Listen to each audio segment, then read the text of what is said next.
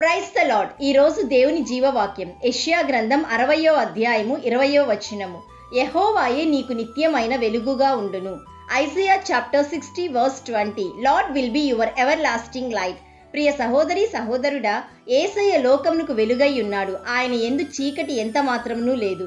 సమీపింపరాని తేజస్సులో ఆయన మాత్రమే అమరత్వం గలవాడై ఉన్నాడు. అటువంటి పరిశుద్ధ దేవుని వెలుగులో ఈ రోజు నీవు యేసయ్య బిడ్డగా ప్రకాశిస్తున్నావు. కాబట్టి చీకటి సంబంధమైనవి నీవు ఇష్టపడకూడదు. చీకటి సంబంధమైనవి అంటే అబద్ధము, కోపము, ద్వేషము, దుర్భాష, అల్లరితో కూడిన ఆటపాటలు, దురాశ, మోసకరమైన మాటలు, పాపం. ఇటువంటి చీకటిని నీవు నీ జీవితంలో విడిచిపెట్టాలి, వాటిని ఖండించాలి. అన్య ప్రజలైతే వెలుగును ప్రేమింపక చీకటినే ప్రేమిస్తున్నారు. అయితే యేసయ్య బిడ్డవైన నీవు సమస్త విధములైన మంచితనమును, నీతిని, సత్యమును ధరించుకోవాలి.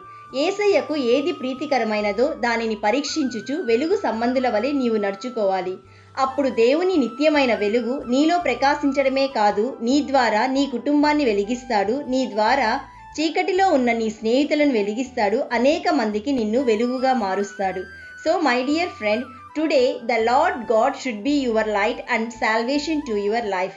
కాబట్టి ప్రియ సహోదరి సహోదరుడా, యేసయ్య లోకమునకు వెలుగై ఉన్నాడు. ఆయనను వెంబడించు వారు చీకటిలో నడువక జీవపు వెలుగై ఉందురని ఈరోజు దేవుడు నీకు వాగ్దానం ఇస్తున్నాడు.